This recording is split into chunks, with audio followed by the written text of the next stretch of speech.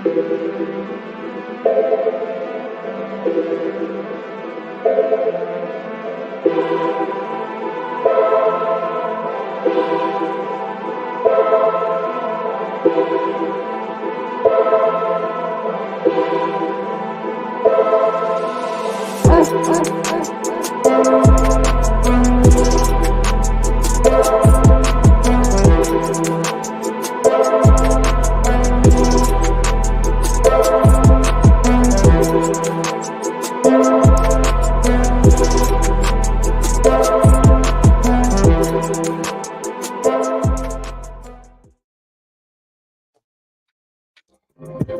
morning. Welcome to the Java Cafe, Java fam. Good morning, everybody. Good morning. Good morning. Today is Tuesday, August 6, 2024, and you are here in the Java Cafe, as you can tell, back off the road, back in the home studio, and it is Testimony Tuesday, and we are here this morning to hear a testimony from a young lady that believes in supporting joy. I know often on this platform we talk about Black joy. I often say that Black joy is not confined just to the Black community, but joy in general is something that our Congresswoman Ayanna Pressley talks about being a form of resistance. Joy is good for our mental health, which is good for our overall health. And often with a lot of things that's going on in the world, we have to be intentional about our joy. And so I have a young lady that's coming in with us today. In the last week, I've had a couple of people that come in with this wonderful podcast setup. And so when she first came on the screen, I didn't say hi or anything. I said, oh my God, you're set up.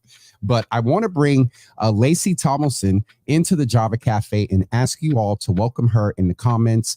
And we're going to chat with her this morning about her and her partner, her business partner's work, Sara, in inducing joy in the world. And so without further ado, ladies and gentlemen, I can't talk this morning. And today is Tuesday, right?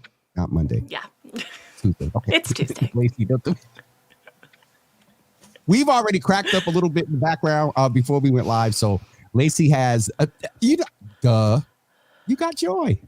You have that joyful energy. Appreciate that. You told me you loved my energy when we first started chatting earlier, and I was like, that's the best compliment that you could give me. As a woman who has chronic fatigue syndrome, energy is at an all-time premium for me. So to hear that I have good energy, it's like, yeah, I do.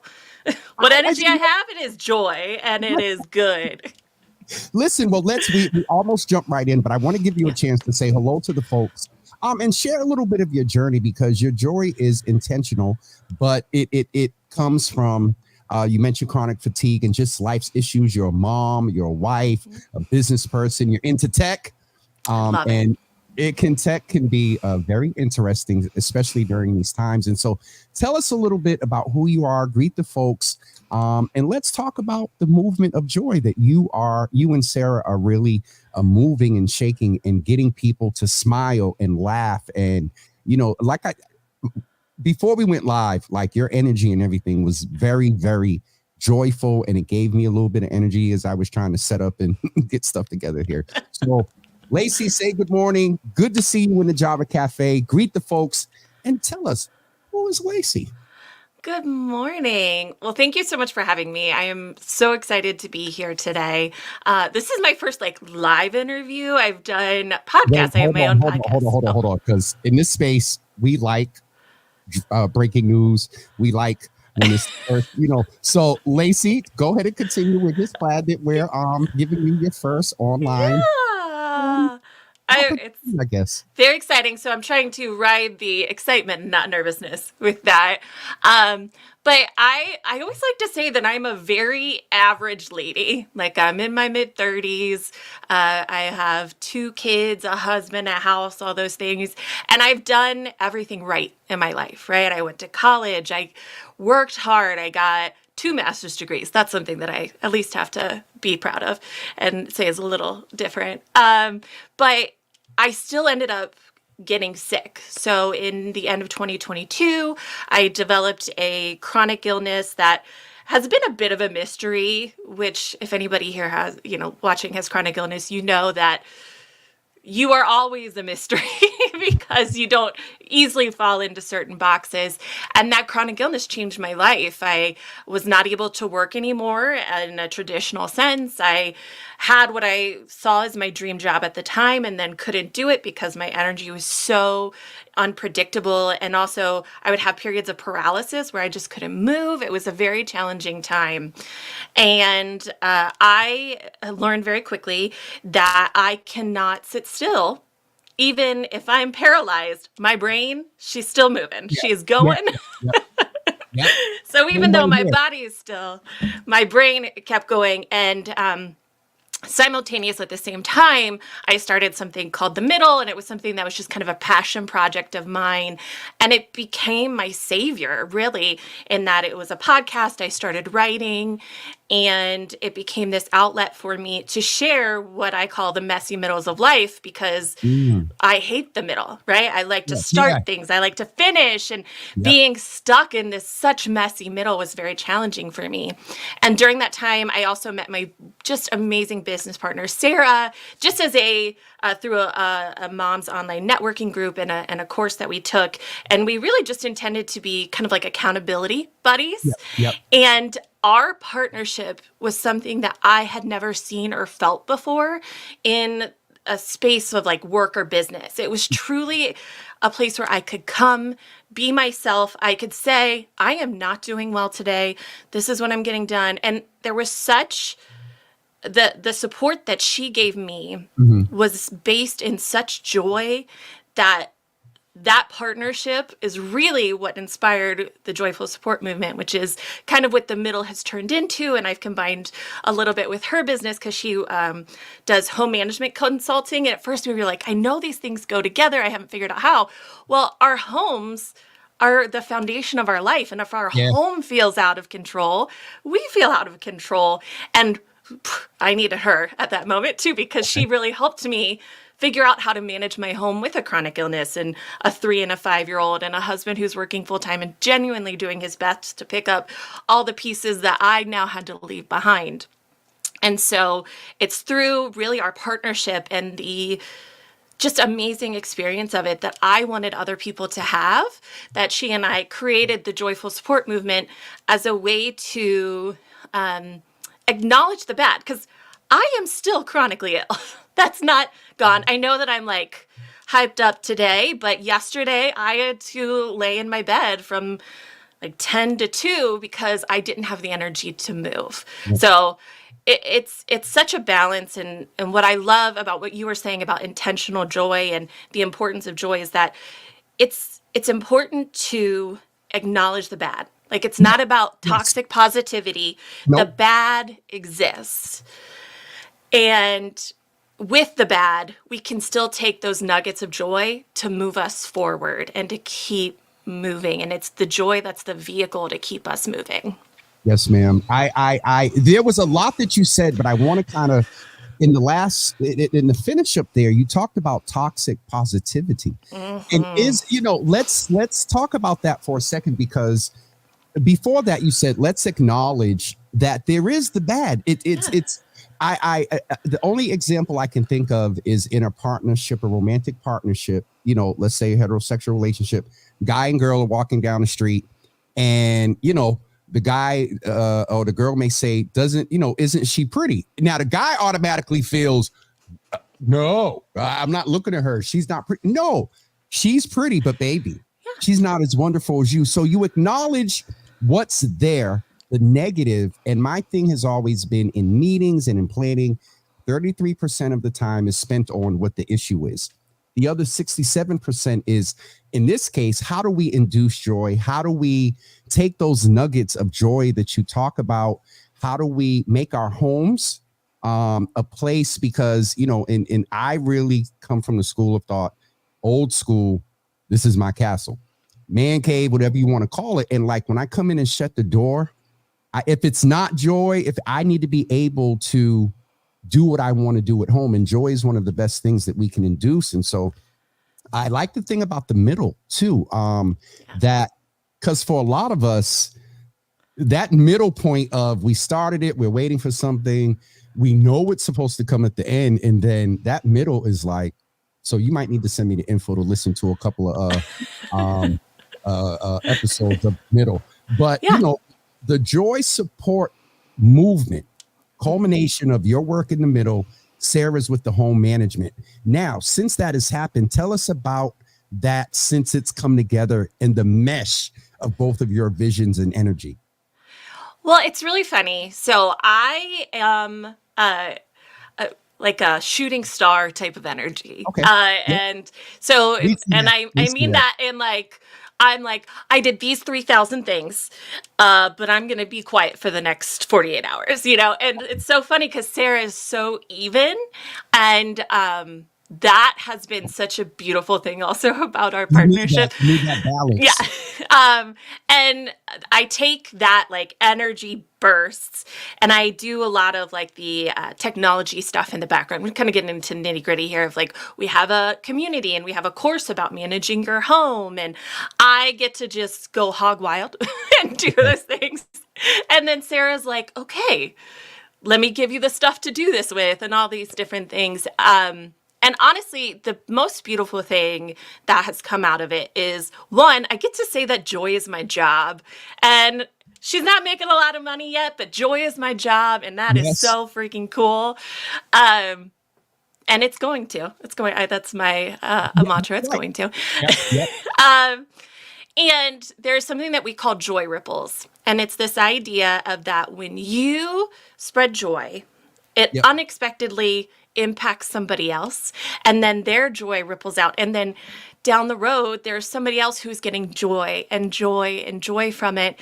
And so really at the end of the day, our goal is to create these joy ripples in the world. And sometimes that's me making a silly video on TikTok where I'm talking about some of the stupid things going on in my world, but it's also Sara's work with people who making their homes feel better. Because if there's one other big part that I've learned with all this is, yes, it's this joy, but it's also this idea that we have been given so many messages about how we should be living our lives and that there is a right way to do things and all these things. And if there's anything that my chronic illness has given me, it gave me permission to realize, oh, I don't have to do things this way.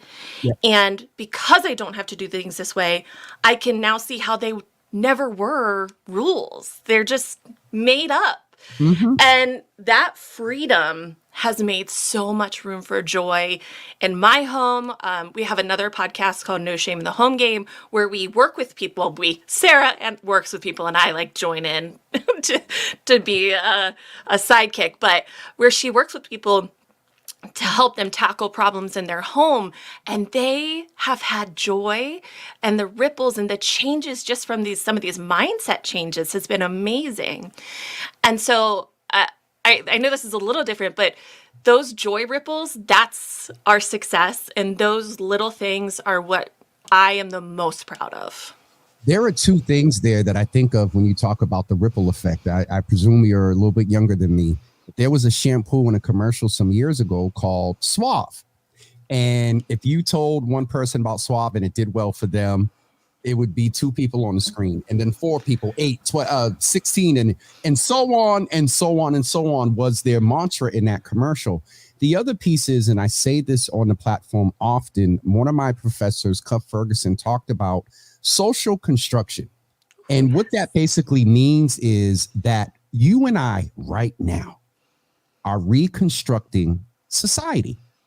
57 people that are watching, anybody that they share the ripple, the joy with, the next conversation that anyone that is watching today has about joy, it is now reconstructed by the conversation and the information and the joy they share here.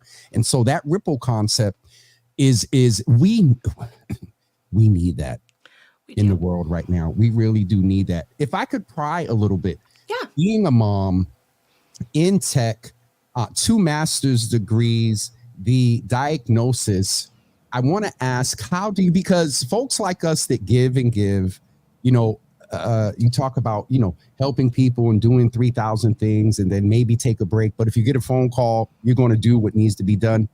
How do you balance, Lacey, between prioritizing your self-care being that outgoing, energetic, joyful person. But there's this thing I've been hearing a lot lately about our social barometer, our social meter, and working in joy is a good thing, but sometimes it's still work. How do you balance with all of that and maintain that joy? There are so many ways that I can answer that. There's so many layers to it. Like I mentioned, with my chronic illness gave me permission. One of the things that was the hardest part for me was motherhood. Motherhood has a very specific look in our culture, and I have what I think is the most amazing mother in the world, who's like literally watching this on a pickleball court because she didn't want to miss it. Hi, Mom. I know. Hi, Mom. And so I had this like very specific, like idealistic view of motherhood. And honestly, I was afraid of having children because of this view. And one of the things, Hold on. like, What's your mother's name? Carolyn. Oh, that's my mom. Yeah. Hi, Mom. She's the best. If there's like one like through line in all of the podcasts, including the No Shame the Home Game, is that my mom's the best. My mother's in here too, and she's the only word I use the fan word with. She's the number one fan. So Carolyn, meet Gina. But go ahead and tell us about the balance. Yeah. Yeah. So I getting sick, it really made me step back and evaluate what motherhood should be for me. I wrote a piece actually that I got published in Insider where I talk about how the hardest part of being chronically ill is the fact that I am not the same mother, and I felt like a bad mom. Okay. But what the gift of it is that I have started to learn that I don't have to be a generalist mom. I can be a specialist mom. Yep. So I am not the one who is, again, kudos to my husband, because he's also the MVP here, because he and I have created, this partnership together. Yep. But he's the one in there being hands-on, doing bath time and those kinds of things, because that takes a lot of physical energy. Yep. Whereas I am great at administrative stuff. So my son's starting kindergarten next week. It's a big deal. So like I know his teacher. I know when we're going to get his bus schedule. I have all those things. And it has given me that permission to figure out how to live life that way, where I don't have to be everything and everyone to my children. Yes. Well, to children especially. Yes. And to everybody. And some people may think that makes me a bad mom, and I think anybody would say that, honestly.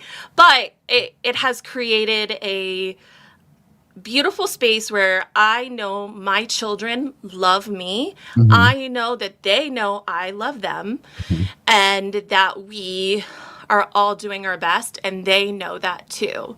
Now, are there hard days? Yes. Yes. A few weeks ago, my son said something about, well, Daddy does everything. You don't do anything. And I just had this moment of like did I sob for a while that night? Yes. Aww. Did we have a very long conversation? Yes. But when other times would I have a conversation with my 5-year-old about the work that he doesn't see me doing, or what chronic illness is and what inflammation is? I am so proud of the little boy he's becoming because we're having those conversations. So this idea of like really leaning into my zone of genius and what I'm good at chatting. That's one of the reasons why I'm here today. Yes, ma'am. So I chat with my kids a lot. We talk. We're a talking family. But I'm also the researcher. I'm the one going through and being like, this is the technique that we're going to try with discipline and all these things. And my biggest hope is that someone can hear me saying this and take that and say, oh, so I don't have to be everything. Because you don't. That's not possible anyway. And you that may work.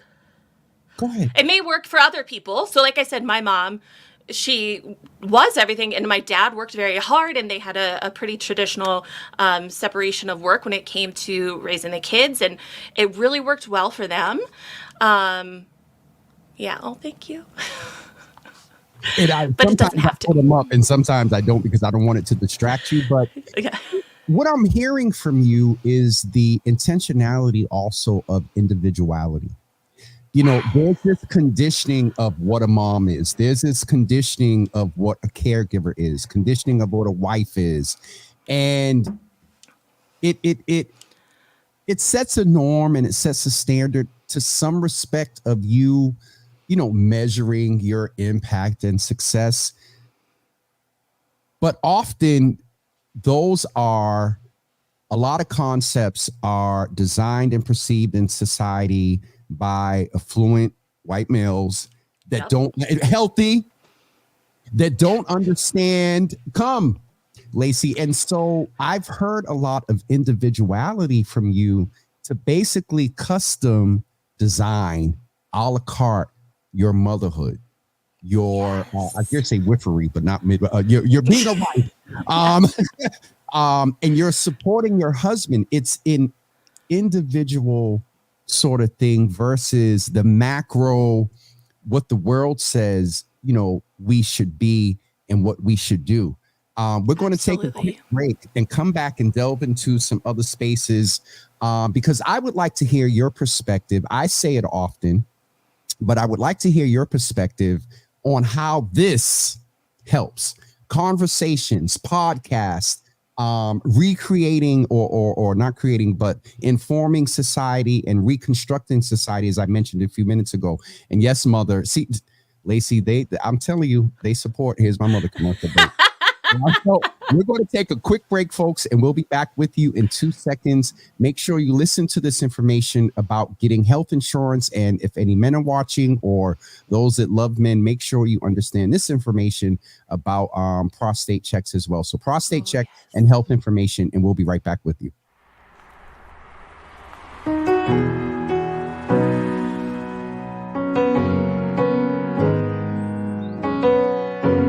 I'm a very sensitive person, and I feel the pain of my people. They know me, they call on me, and I assure them that I'm not a provider, but I am one who cares. I always say to them, well, it's better to know than not to know, because if you know, you can do something about it.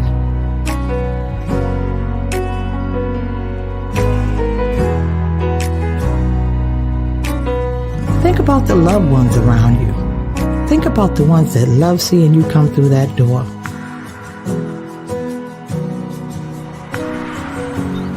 Take the step and get tested.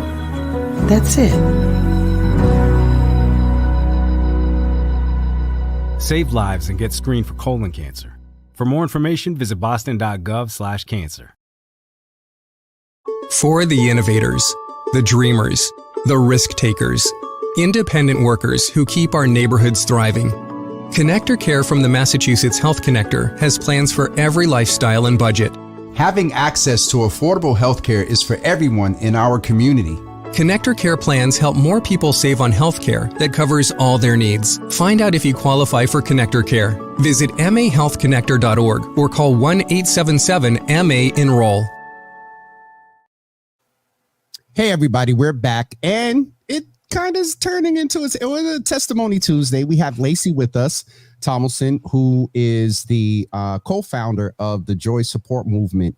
And if you were just joining us or came on until, and you need to go back and watch the beginning. And I would say for everyone, but especially the other thing I wanted to mention before we went to break and I forgot was there are a lot of moms in here. There are a lot of senior moms who have adult children dealing with life. There are a lot of new moms.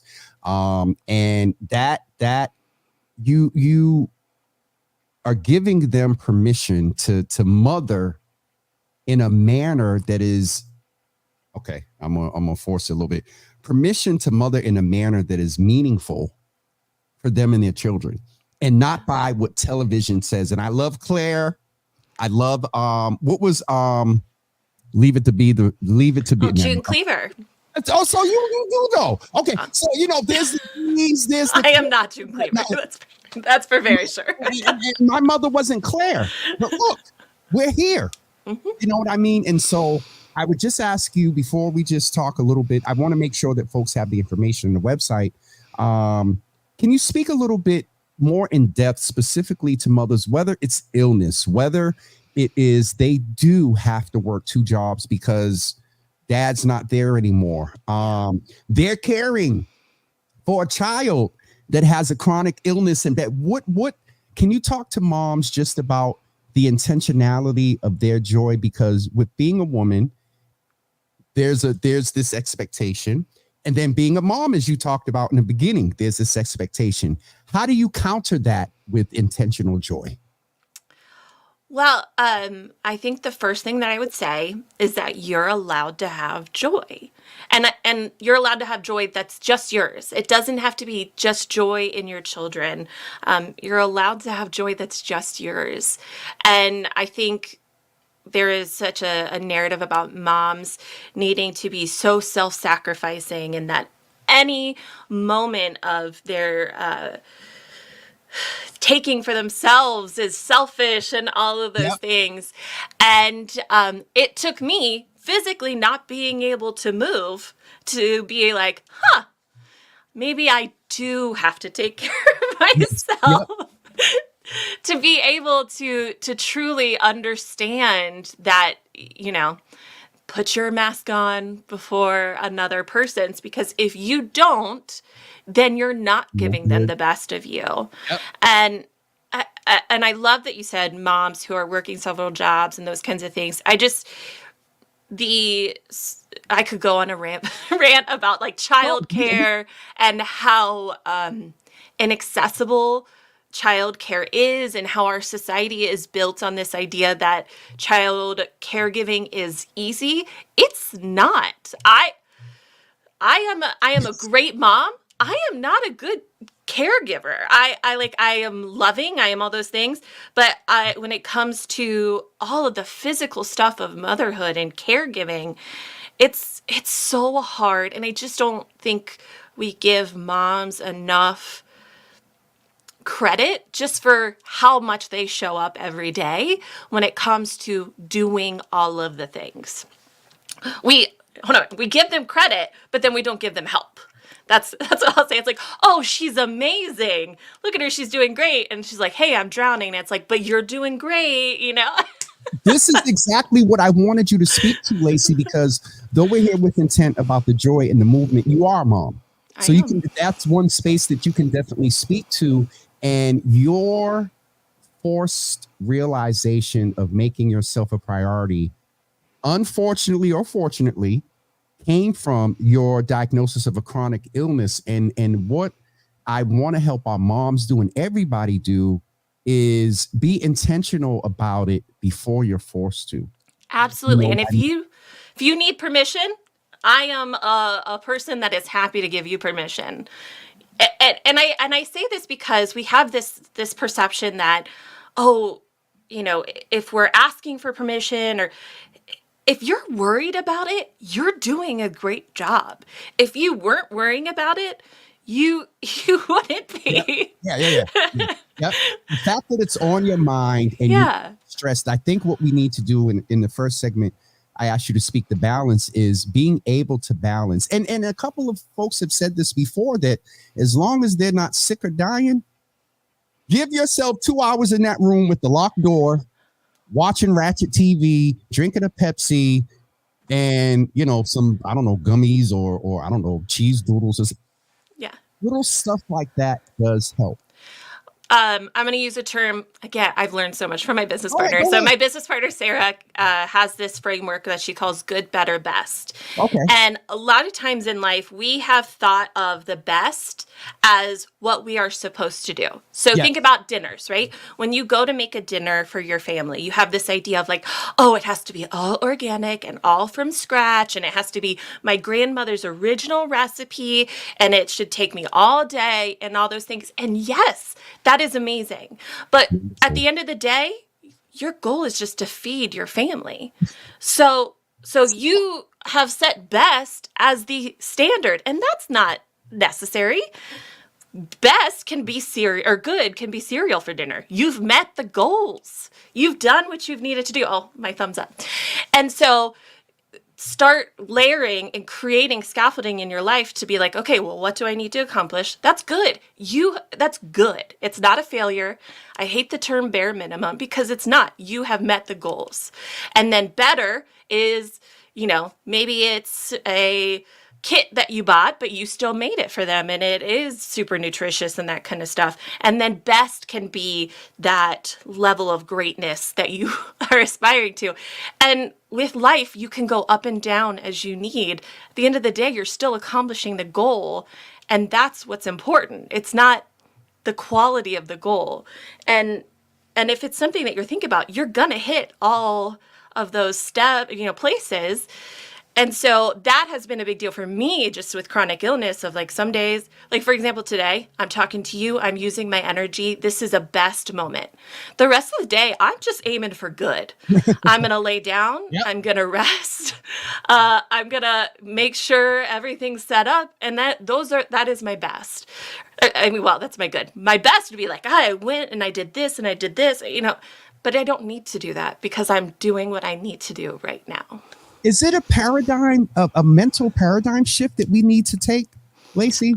I think so. And maybe it's just because, like I said, I was forced to do this. Yep.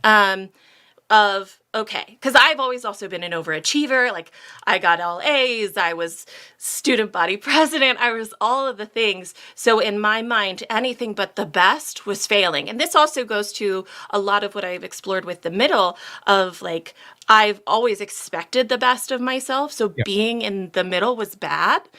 And that's not. It's still success. It doesn't. I'm not at the bottom.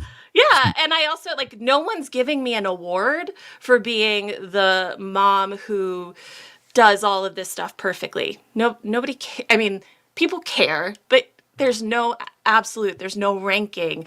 There's no Olympics of motherhood where you're going to get a gold medal. So why are we treating it that way? So this mindset of, I love how you said it about individuality earlier. Yeah. And I love putting that against this idea of individuality, but also I read something an interview you did where you talked about how equity would make such a big deal as far as justice in our world. And that's something I've learned with chronic illness is the importance of equity.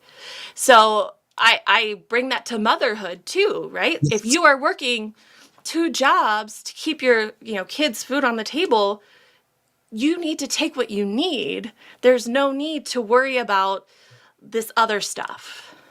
It is the piece about giving permission, the piece about there needs to be motherhood equity. There and I don't want to get into this thing where terms like equity and volunteerism and self-care become like these sexy trends and it loses the meat. Oh, I could go on a rant about self-care and like a bath is not going to cure me, but it's a feeling. I'm done, Lacey, because we have to be real. We have to be real. I want to go back and I'm going to share the website with folks in just a second, but Pam is one of the moms that not senior, but not a teen and has, I believe, 2 sons. And is a businesswoman, has a couple of barbershops and then runs a nonprofit. And here's what she said, you are so resilient. Me, I don't want to have to be resilient. Yes. I got on like a cup lid of oatmeal and it's like, you can do hard things. And I'm like, yes, I can do hard things. Yeah. I don't have to. Nope. I don't have to. That is You're helping me this morning because I mentioned to you I'm supposed to go over to the Auerbach Center and watch the Jason, Drew, and Derek as a part of the Olympic team play at the Celtics Practice Center. Mm-hmm. Do I want to go? Am I worried about I may miss networking opportunities and all the big folks are going to be there? And one, you said the word Olympics. 2, what you just said about I don't feel like going. I have other things I have to do. And if I go, I'm going to come back, rush, be anxious. And I also have this feeling what's for me is going to come.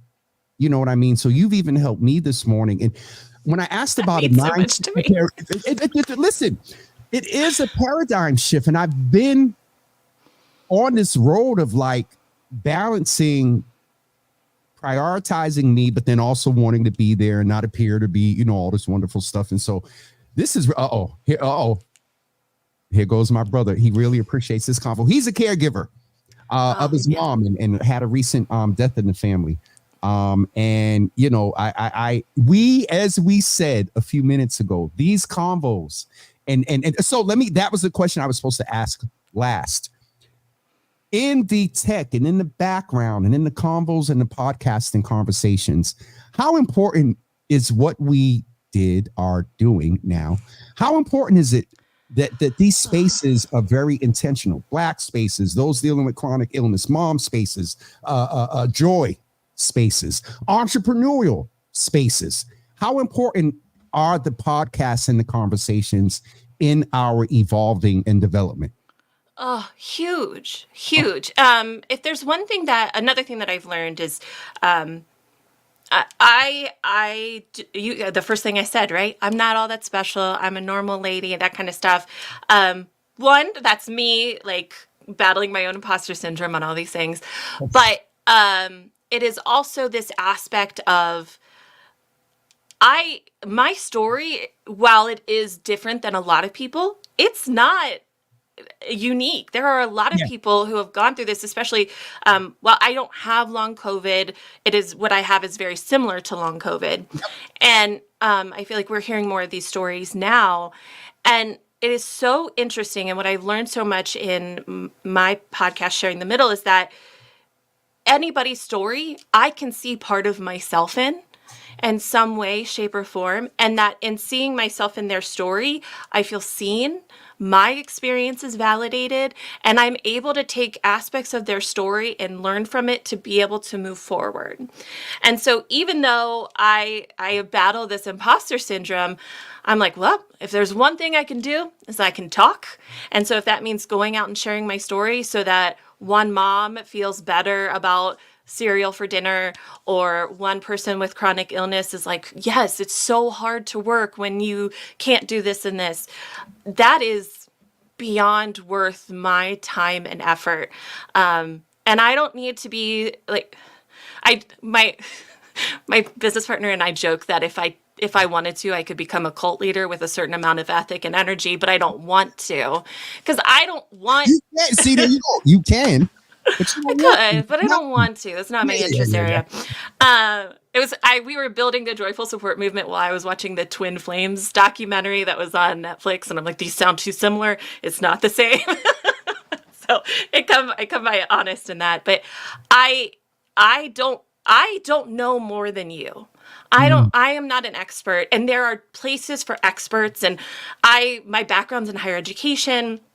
I believe very firmly in science and all those things, but we need the science and we need the stories. Yes. So like the expertise and the praxis, if you want to use the fancy academic practicum. Let's go. Come on. Yes. And that those two experiences create a more whole picture of what people go through and help people feel seen and to be able to move forward and make these paradigm shifts that we're talking about. Because a lot of this stuff I learned, when you talked about social construction, I'm like, my background communication, my academic love is communication. So you were speaking to my soul there about co-creating meaning and co-creating our realities and that kind of stuff. And so I come into this space as not an expert. I'm a good chatter.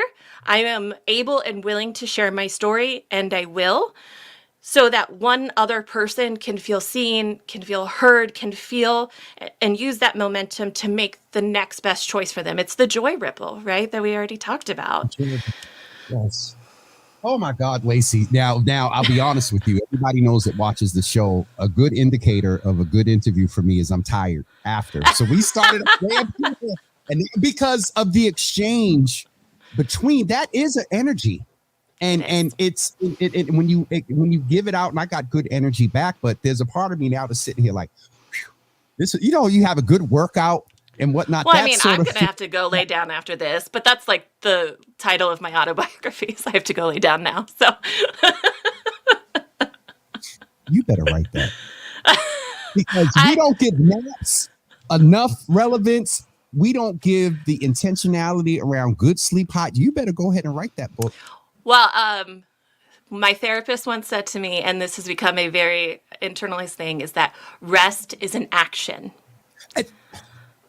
And I have, since she said that, I have to remind myself, rest is an action. I am doing something. Action. You were doing something because, come on, let's not get into the physiological, whatever. You're resting, you're recouping to come back and still be ready to be your wonderful self. Yeah. So, and it's so, again, so hard. We can say all these things. And this is where I say, I am no better than anybody else, because later when I take my nap and I wake up and I'm grumpier than I was when I went to sleep, because that's how it always happens, I'm going to be like, oh, I failed in this, and this way. And then I have to kind of take that moment and go back in my brain. No, that's not true. It's this, and this. You're doing what you can. And starting to say some of those things out loud is what's going to make the shift. Oh, that's Sara. That's my business partner. They said, hi, Sara. You two together have such a beautiful tone set a beautiful tone for my day. Thank you for having this conversation. Michelle D. Smith, Lacey, continue to be purposeful and impactful in that you and your business partner are doing and will do as the Joyful Support Movement. Thoroughly enjoyed this conversation. God bless and keep up. You definitely resonated with a lot of folks in here. And Pastor Marion said, cereal, heart of coal is the bomb. Now, you know, she's out of church. She spelled it B-A-M. But listen, it could be a bomb for you that day. Absolutely. You like frying chicken or making the pork chops or spaghetti. Give them some cereal, and the kids. And the truth of the matter is, depending on their age, they're gonna look at you strange for a minute, and then they're gonna be like, "Wait, we got Fruit Loops for dinner." So excited. So it's you who. It's the kids are fine. Yeah. It's us with the. All right, we're gonna be here for another hour. I'm so happy because Alexa didn't. Because usually about 9:45, Alexa lets me know it's time to end. And now, this is my very first manager 4 years ago, and he is very opinionated, and he's, he ain't never wrote, and I said it just like that. He ain't never wrote. Please come back. And so I would really like to have you come back because, one, I know that I'm going to get good sound and visual as a fellow podcaster, but no, this energy and what I really hope that this is one of the biggest, most immediate after watches. It's raining outside. There's so much going on, in the world. We have macro issues of not knowing what the fall is going to look like.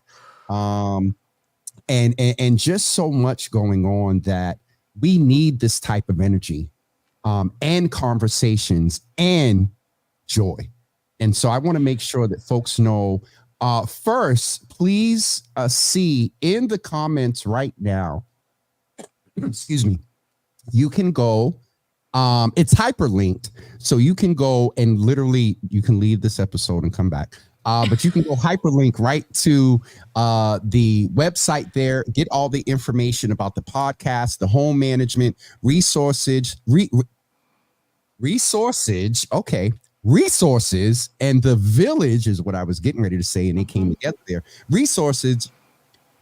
We know what you mean. That's all that matters. Literally, look, it's your fault because the words each other. So I'm literally reading resources, village, and the shop that's on the website there. And so if you want to get more information, I presume that you and Sara may do consultations about the home management piece. I presume also these aren't for free. They're, you all are working, you know what I mean? And so they can go there to get all the information about everything, right? And also find out about, let's just drop down. Okay, so we got sharing the middle, shoot, I clicked it. And so now, okay, no shame in the game, pops of joy, sharing in the middle with your graphics and whatnot are kind of cool, Lacey, okay? Thank you. I did them, so I'm really proud of them. So Anissa and I, we every once in a while I'll create something, and I did something the other day, and Anissa was like, "Go ahead and get in your creative bag." It's interesting when you are creative, and then you have a team, and you're like, "But it okay." So getting back to focus. Go to the website. You can get all of the information. You can look, click on the tab about the home management support. But everything that you need about the joy support movement is in this website. And for those of you that take screenshots, there it is right there to make it easier. But Lacey, it really seems like a Monday, because it seems that I want to say you helped kick off the week, and maybe because it's my first day back in the home studio, I feel like it's a Monday, but you definitely helped center myself, because I'm going to send a little email and apologize. And if it creates a missed opportunity, there's 3 more behind it. And so, but we have to prioritize self-care. And one other thing I want to say is, I think we need to there's an intentionality of joy, but I think we also have to be proactive. So for example, I know if I go to this thing today, I'm going to be thrown off and come back, be anxious, frustrated, shouldn't have went. That fights my joy. And so there's an intention, there's a proactive, there is the proactive going after joy, but then we need to maybe be more cognizant of the things we allow that disrupts our joy. So for example, any commentary there? Yeah. Well, I think what you hit on is a really good point of, when we think about joy, we think of these giant moments, but there's so much joy in the small decisions that we make.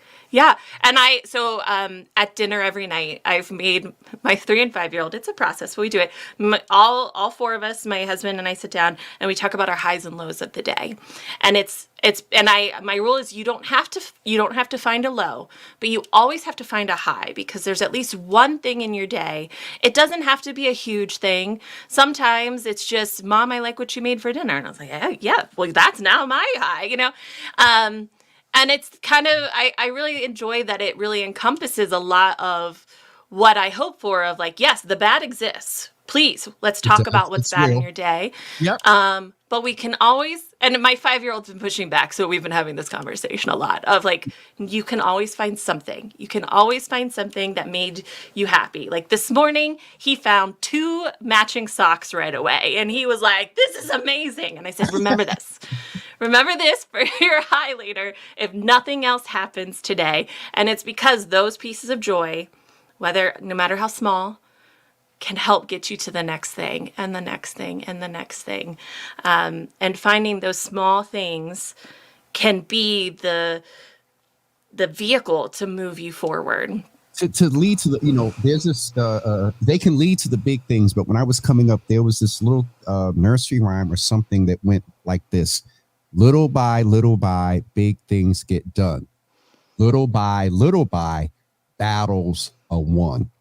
And so, listen, Lacey, you're one of those that I'll wind up being up here at 10:30. And I'm one overextend, your energy. But this was definitely one of my favorite episodes without, we've Congresswomen, the mayor. And I know, well, the mayor's on tomorrow. And I'm just like, how are we on the same show? I think so. I thank you for reminding me. You're welcome. I'll do the little tomorrow Thursday drop after, but I totally forgot. Yes, the mayor is on tomorrow. So thank you for the reminder. You're welcome. But let's touch that for a minute from your perspective, and I'll send her this clip. We got a mayor who's a woman, who's already a mom, and an expectant mom. What would you say? Hold on, because I'm gonna get this queued up right so we can show it to her tomorrow. What would you say to Mayor Michelle Wu right now? Well, one, I'm also expecting, so Lacey, I'm so heated with you. Go ahead. I'm sorry. I don't even know you, and I'm like, we done did this whole thing, and you ain't. Go ahead. We'll start over. What would you say to Mayor Michelle Wu right now? You are growing a being.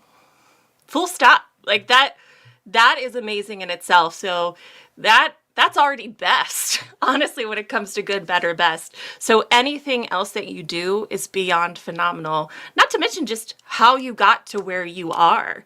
to be a woman in power, in charge of a metropolis, a big city. I'm a big fan of Boston. So you were my last trip before I got sick. So you have a very special place in my heart. Where are you? I'm in Ohio. I'm in Dayton, Ohio. So you're just gonna wait till the end of the interview to tell us you about to have a baby in Dayton, Ohio? Well, I'm not about to. I'm very newly pregnant, and I'm actually. This is what I can come back and talk about. I'm actually very unexpectedly pregnant because I actually had an IUD and then got it's a whole thing. As my husband's meant to be here, you better come on.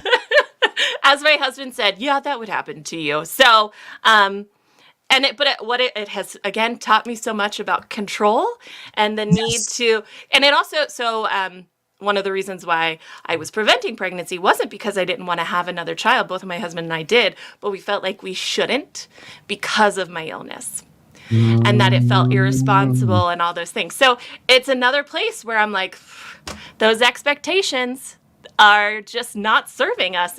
And the universe will tell you when you're wrong. Because y'all thought y'all shouldn't. Yeah. And Destiny said, oh, yeah, you should. Yeah. I want to also mention to you that what you and how you're rearing and training your children, because, some people say raise. My pastor used to say, you raise sheep. You train children.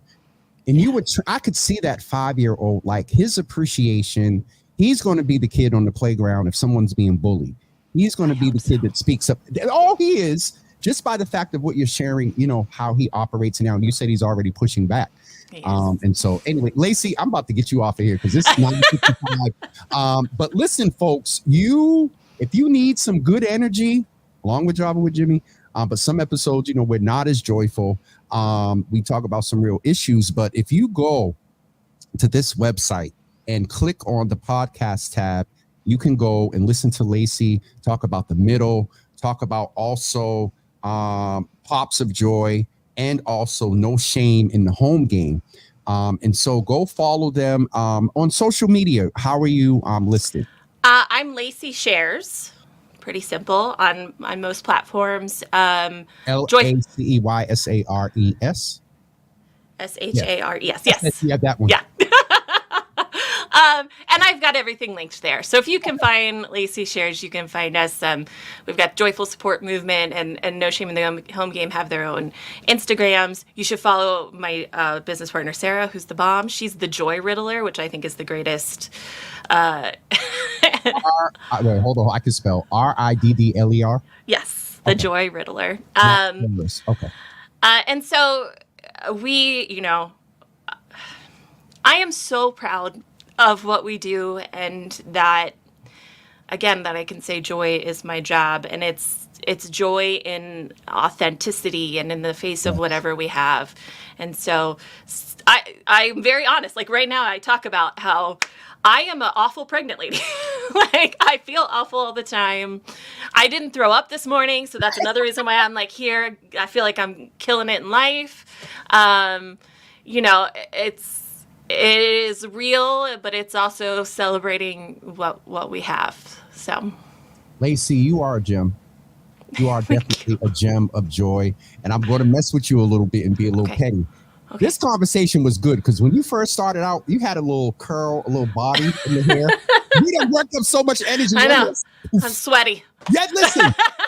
I'm sitting here too. But the exchange justifies all of that, but you still look wonderful. You are wonderful. You are gleaming and bright and beautiful. And so, Lacey, thank you for being with us today, sharing your testimony on what we used to call Testimony Tuesday.